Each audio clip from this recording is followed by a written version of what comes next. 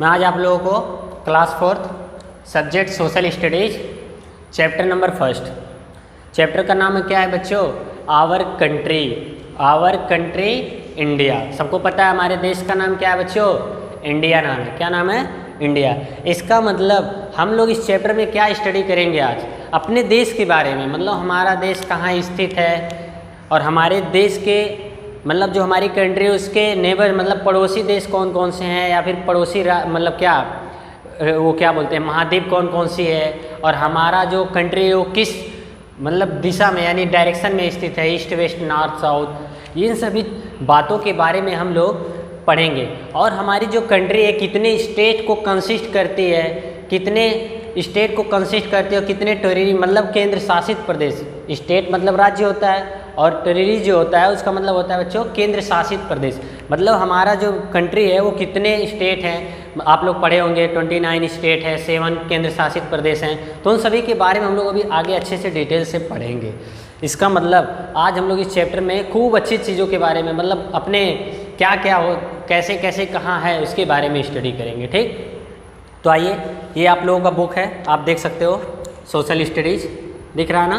क्या नाम है? सोशल स्टडीज़ यानी कि SST। किस क्लास का है? क्लास 4। ठीक बच्चों, अब हम लोग चैप्टर नंबर 1 आप देख सकते हो यहाँ पे लिखा भी हुआ है, वही चैप्टर का नाम क्या है? Our country India. क्या बच्चों? Our country India. ठीक, तो हम लोग पहले इसमें पढ़ते हैं। SST बच्चों ऐसे पढ़ा जाता है, ये साइंस नहीं, ये SST। इसमें क्या होता है, आप सबका मीनिंग आपको बहुत ज़रूरी है जानना कि आप मीनिंग इसका क्या होता है, तभी आप उसका मीनिंग निकाल सकते हो, मतलब आप उसको खूब अच्छी तरीके से समझ सकते हो। ठीक है, तो मीनिंग बहुत ज़रूरी होता है SST में लर्न करना कि जो मीनिंग दिया हो उसका मतलब क्या होता है बच्चों। और इसमें फैक्ट चीज़ें होती है। फैक्ट मतलब समझते हो, जो हमेशा के लिए सत्य हो, मतलब यूनिवर्सल ट्रूथ हो, जो है वो है, उसमें कोई दो डाउट नहीं है कि मतलब क्या बदल तो सकता है, डाटा तो बदलता रहता है, जो डाटा होता है वो बदलता रहता है, बट जो होती है वो फैक्ट चीज़ें होती है, उसको आपको खूब अच्छी तरीके से लर्न करना होता है। क्या करना होता है बच्चों? लर्न करना होता है। और लर्न करने का एक ही तरीका है, आप उसे लिख पढ़ो। कैसे पढ़ो बच्चों? राइट करके पढ़ो, तो उससे क्या होगा, आपके माइंड में सारी चीज़ें बनी रहेंगी। ठीक है, तो मैं पढ़ता हूँ क्या लिखा हुआ है। लिखा हुआ है इंडिया इज लोकेटेड मतलब सिचुएटेड, मतलब कहाँ पे स्थित है, लोकेशन इसका क्या है, कहाँ? In the continent of Asia. एक वर्ड आ गया बच्चों, कॉन्टिनेंट। कितना अच्छा वर्ड है, देखो क्या लिखा हुआ है, कॉन्टिनेंट,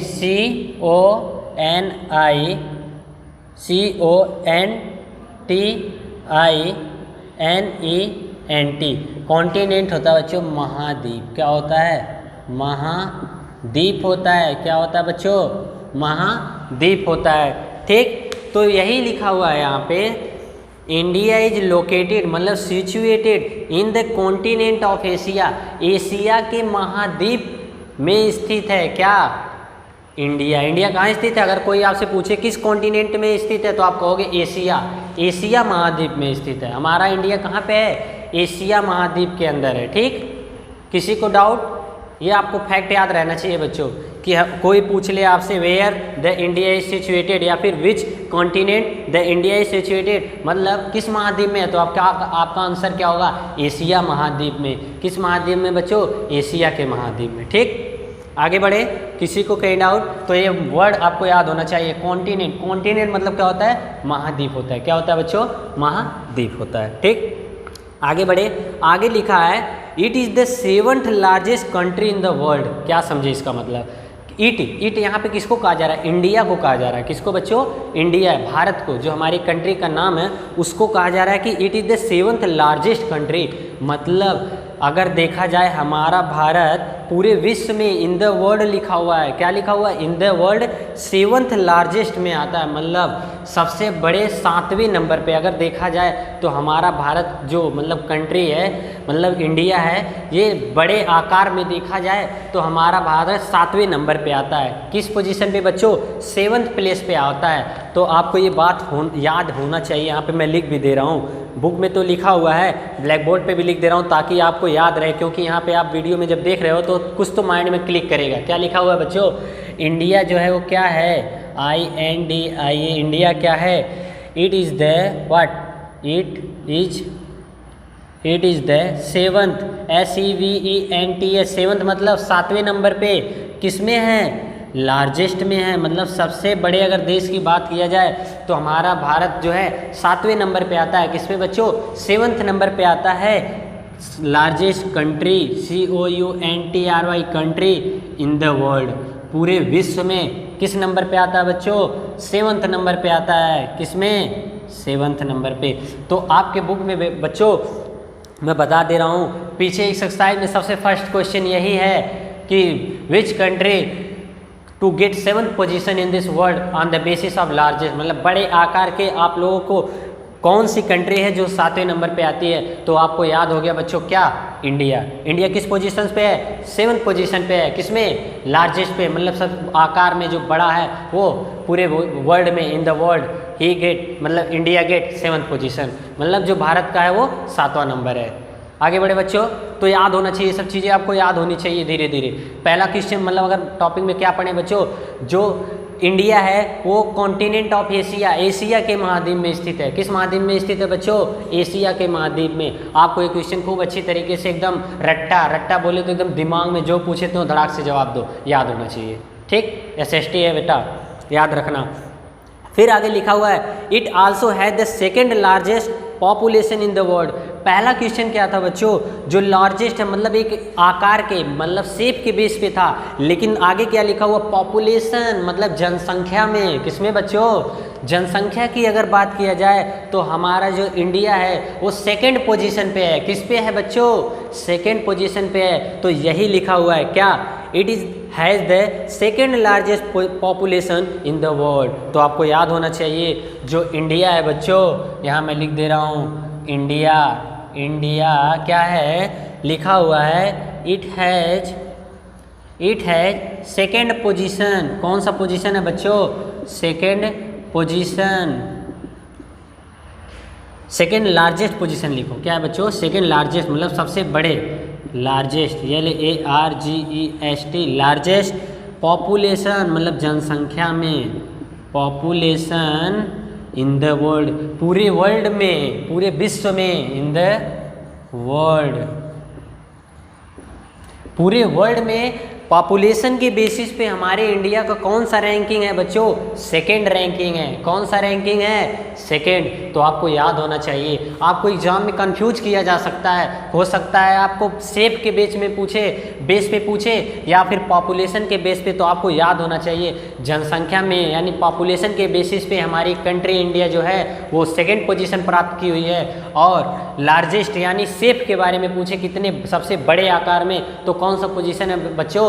7th पोजीशन है। कौन सा पोजीशन है? 7th पोजीशन है। तो याद करना भूलना मत इन दोनों चीज़ को। ठीक, आगे बढ़े। फिर आगे लिखा हुआ है China, Pakistan, Afghanistan, Bhutan, Bangladesh, Nepal, Myanmar, Sri Lanka and Maldives are the neighbouring countries of India. मतलब बच्चों नेबरिंग मतलब होता है पड़ोसी देश, पड़ोसी।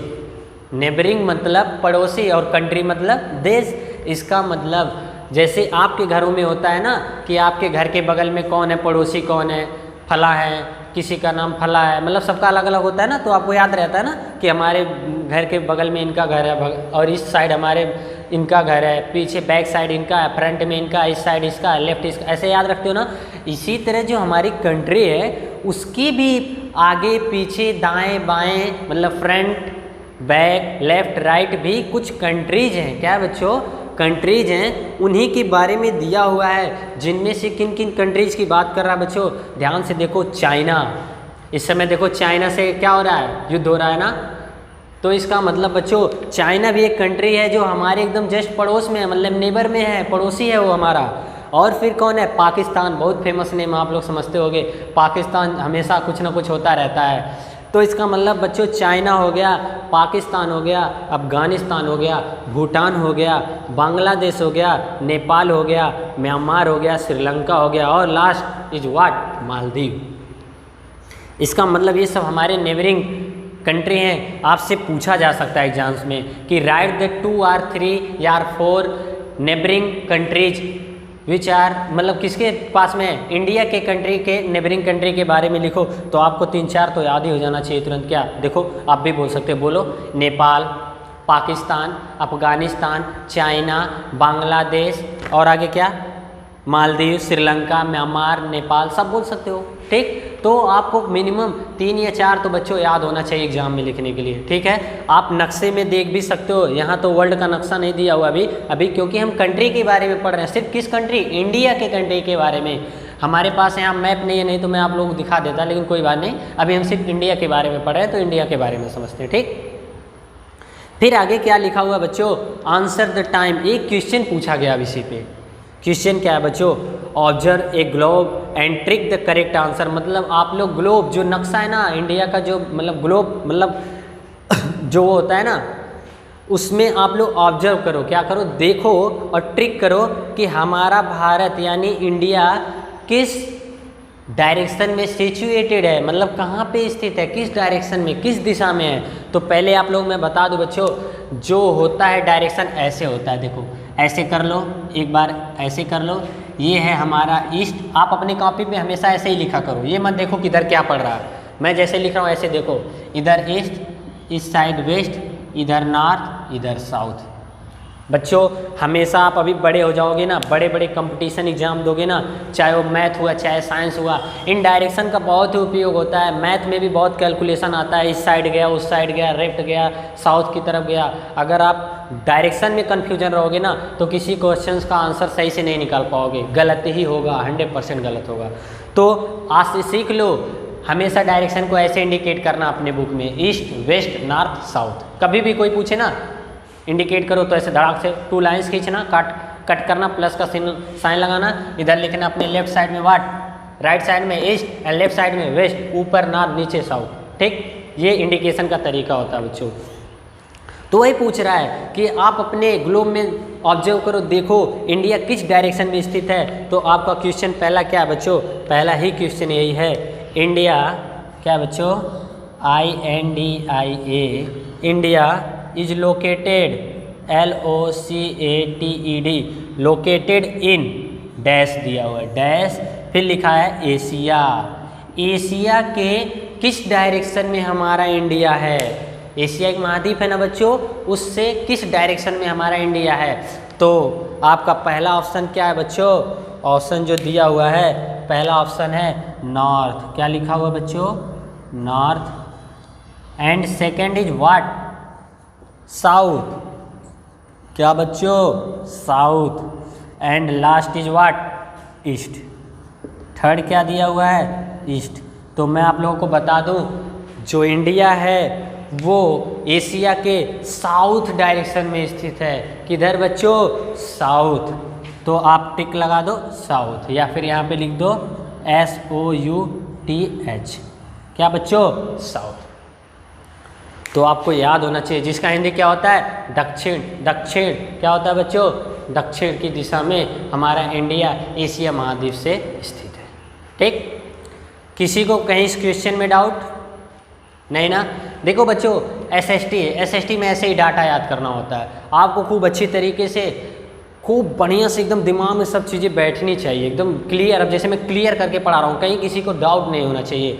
अगर मेरी लेक्चर को यानी मेरे इस वीडियो को बार बार देखोगे ना तो आपको याद हो जाएगा, और खुद से भी पढ़ोगे ना तब भी याद हो जाएगा। लेकिन एक बार जब पढ़े रहोगे, खूब बढ़िया से मेरे लेक्चर को देखे रहोगे कि क्या क्या बताया गया इसमें, तो ज़्यादा जल्दी आपको याद होगा। ठीक, किसी को कहीं डाउट नहीं होना चाहिए, एक एक चीज़ अच्छे से बता रहा हूँ। ठीक है, फिर बच्चों क्या लिखा हुआ है आपके बुक में? आपके बुक में लिखा हुआ है, India straight from Jammu and Kashmir in the north to Kanyakumari in the south about 32 kilometre, 3200 kilometre, and from Gujarat in the west to Arunachal Pradesh in the east about 3000 kilometre.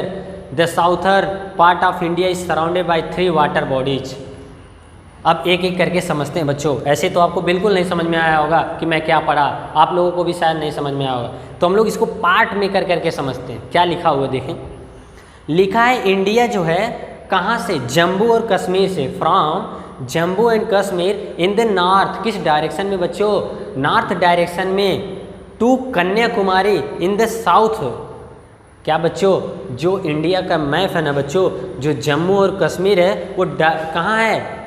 North से, और वो भी कहाँ तक? कन्याकुमारी तक। इन द साउथ, साउथ तक। यानी कि कन्याकुमारी साउथ डायरेक्शन में है और जम्मू और कश्मीर जो है वो नॉर्थ डायरेक्शन में है। इन दोनों के बीच की जो डिस्टेंस की दूरी है ना बच्चों, वो कितना है 3200 किलोमीटर।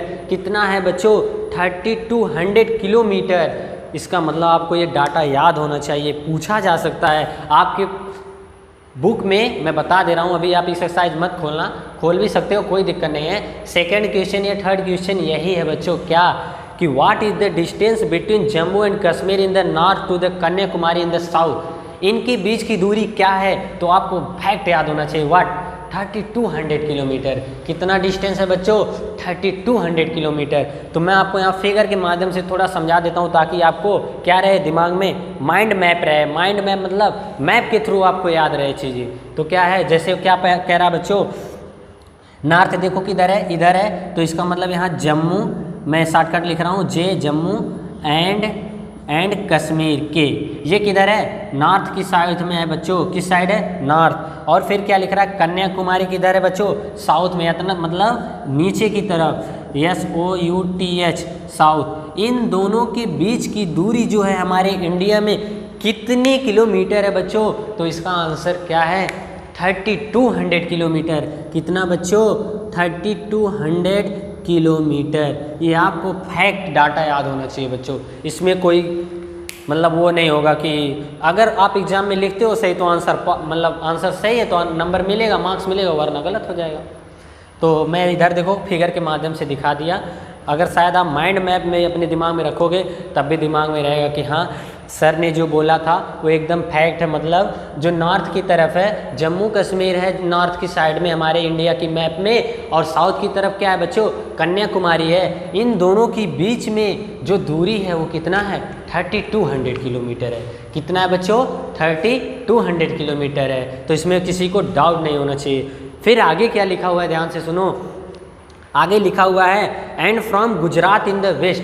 इसका मतलब जो गुजरात है किस साइड में है बच्चों वेस्ट साइड में है। किस साइड में वेस्ट साइड में है। और कहाँ तक to Arunachal Pradesh in the east, just उल्टा उसके अपोजिट डायरेक्शन में। ईस्ट में क्या है बच्चों अरुणाचल प्रदेश है। इनके बीच की दूरी कितना है 3000 किलोमीटर है। कितना है बच्चों 3000 किलोमीटर। तो मैं यहाँ पे माइंड मैप बना रहा हूँ बच्चों, दिमाग में रखना क्या कह रहा है ध्यान से देखो।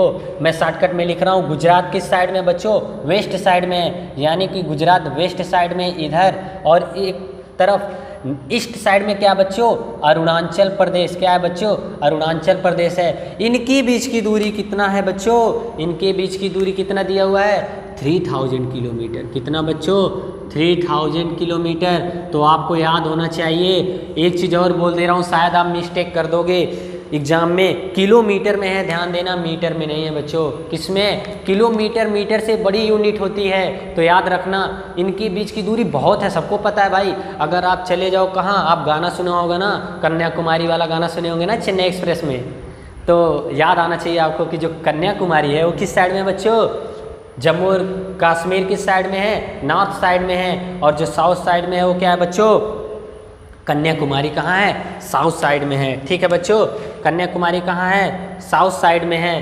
तो इन दोनों की बीच की दूरी बहुत बड़ी दूरी है, सबको पता है। इसका मतलब किलोमीटर में। क्या बच्चों किलोमीटर में, वो भी कितना किलोमीटर 3200 किलोमीटर। कितना 3200 किलोमीटर। और अगर सेकेंड दूरी की बात करें बच्चों जस्ट 200 कम, यानी कि उसमें 3200 इसमें 3000 मतलब 3000 अगर बात करो 3000 और उसमें 3200। ठीक, इसका मतलब 200 किलोमीटर दूरी कम है किसमें गुजरात और अरुणाचल प्रदेश के बीच की दूरी को। ठीक, तो डाउट नहीं होना चाहिए, डाटा एकदम फैक्ट याद करो। आगे बढ़ते हैं, आप लोग इतना नोट करो फिर अभी आगे बताते हैं।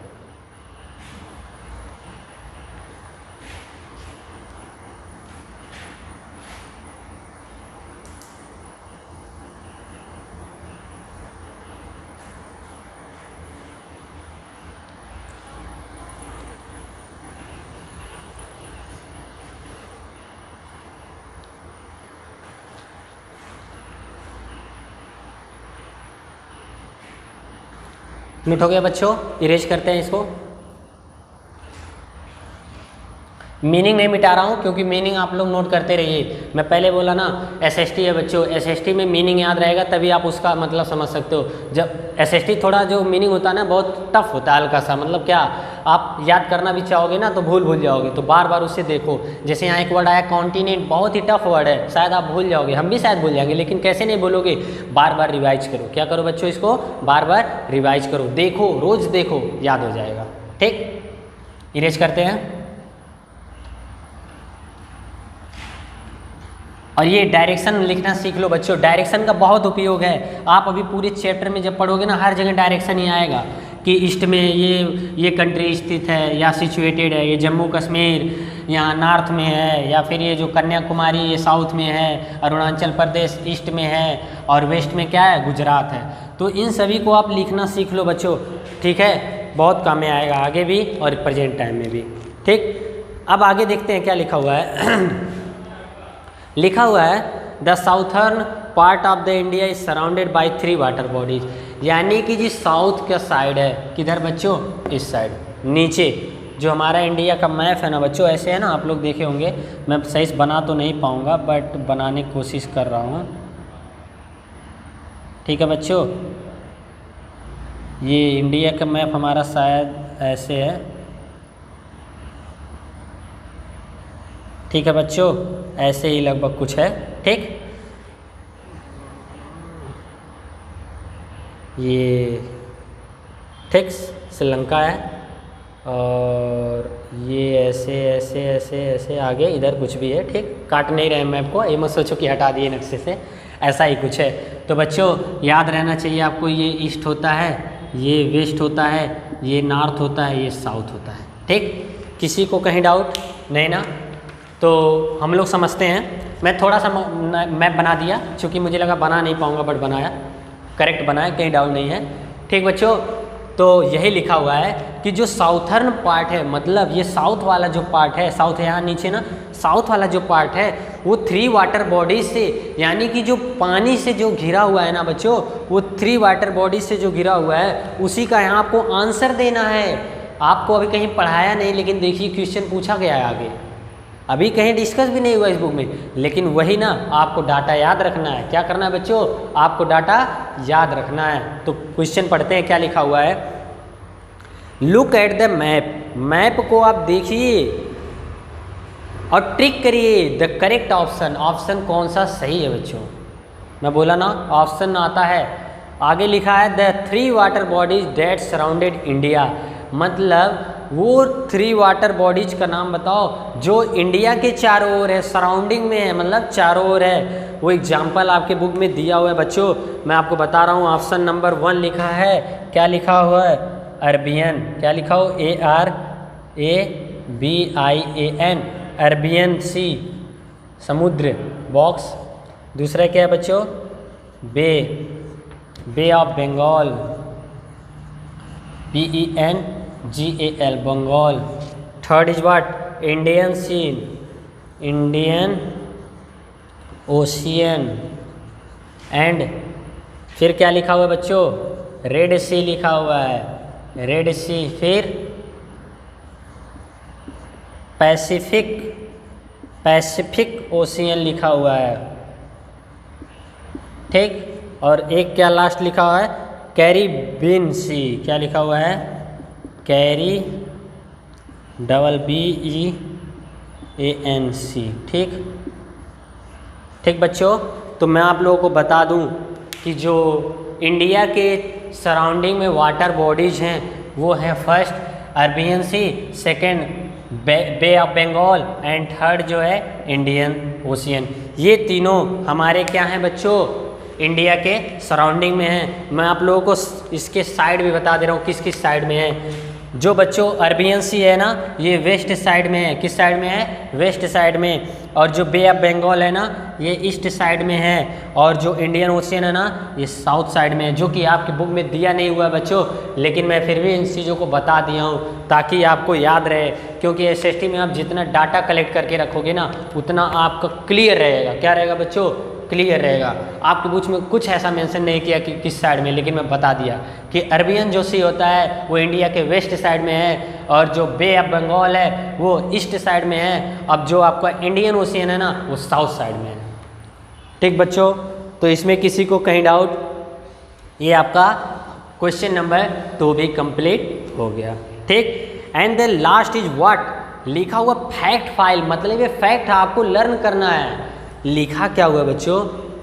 India बिकेन an independent nation on 15 अगस्त 1947। सबको पता है बच्चों, जो हमारा भारत मतलब देश है, इंडिया है, ये 15 अगस्त 1947 को आज़ाद हुआ था। क्या हुआ था बच्चों? हमारा देश जो है इंडिपेंडेंट मतलब स्वतंत्र हुआ था, किसी पे डिपेंड नहीं था, खुद आत्मनिर्भर था। नाम वर्ड क्या है बच्चों? इंडिपेंडेंट। मतलब आप मनाते हो ना 15 अगस्त इंडिपेंडेंस डे, आप लोग मनाते हो ना, ये हमारा नेशनल फेस्टिवल है, राष्ट्रीय त्यौहार है बच्चों। 26 जनवरी मनाते हो ना आप, ये सब हमारे नेशनल फेस्टिवल्स हैं बच्चों। तो जो 15 अगस्त यहाँ पे लिखा हुआ आपको याद हो गया, इसका मतलब जो हमारा इंडिया है यानी भारत है वो कब इंडिपेंडेंट हुआ था, मतलब कब स्वतंत्र हुआ था। तो आपको ये डाटा याद होना चाहिए। क्या? 15 अगस्त 1947। व्हाट क्या बच्चों? 15 अगस्त AUGUST। सन क्या है बच्चों? 1947। तो आपको ये याद होना चाहिए, क्योंकि आपके बुक में क्या लिखा हुआ? फैक्ट फाइल एक अलग से बॉक्स करके दिया हुआ बच्चों। इसका मतलब आपको ये याद होना चाहिए, चाहे एग्जाम में पूछा जाए चाहे ना, क्योंकि आगे कोई भी पूछ सकता है आपसे ना कि हमारे देश कब आज़ाद हुआ। तो आपको याद होना चाहिए 1947 में। कोई बताएगा एकदम क्लियर डेट बताओ तो 15 अगस्त 1947। ठीक, आगे फिर लिखा हुआ है it became a Republic. Republic मतलब क्या होता है बच्चों? मतलब पब्लिक में जब एकदम पूरा वो हो गया 1950, यानी कि किस सन में? 1950। क्या हुआ बच्चों? अगर कोई पूछे कब पब्लिक हुआ, रिपब्लिक हुआ था, तो आपका आंसर रहेगा 1950 में। किस में बच्चों? 1950 में। ये सब डाटा आपको याद होना चाहिए। ठीक है बच्चों, फिर आगे एक बहुत ही इंटरेस्टिंग चीज़ लिखा हुआ है, बहुत ही मज़ेदार, जो हम लोगों से भी अभी कहीं कहीं कोई पूछ लेता है। क्या लिखा हुआ बच्चों? Jawaharlal Nehru was the first prime minister of India. इसका मतलब हमारे देश के पहले प्रधानमंत्री कौन थे? सबसे पहली बार जब हमारा देश आज़ाद हुआ था तो हमारे देश के PM यानी प्राइम मिनिस्टर जो प्रेजेंट टाइम में कौन है? नरेंद्र मोदी। कौन है? नरेंद्र मोदी हैं। तो फर्स्ट टाइम में जो बने थे हमारे इंडिपेंडेंस यानी जो हमारे देश आज़ाद हुआ था, तब कौन था बच्चों? पंडित जवाहरलाल नेहरू। कौन थे बच्चों? पंडित जवाहरलाल नेहरू। तो आपको ये नाम नहीं भूलना चाहिए, JAWAHAL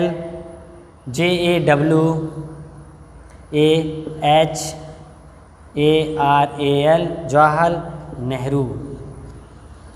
ये कौन थे बच्चों? हमारे इंडिया के फर्स्ट प्राइम मिनिस्टर थे। कौन थे बच्चों? फर्स्ट थे, पहले प्रधानमंत्री थे हमारे देश के। कौन? पंडित जवाहरलाल नेहरू।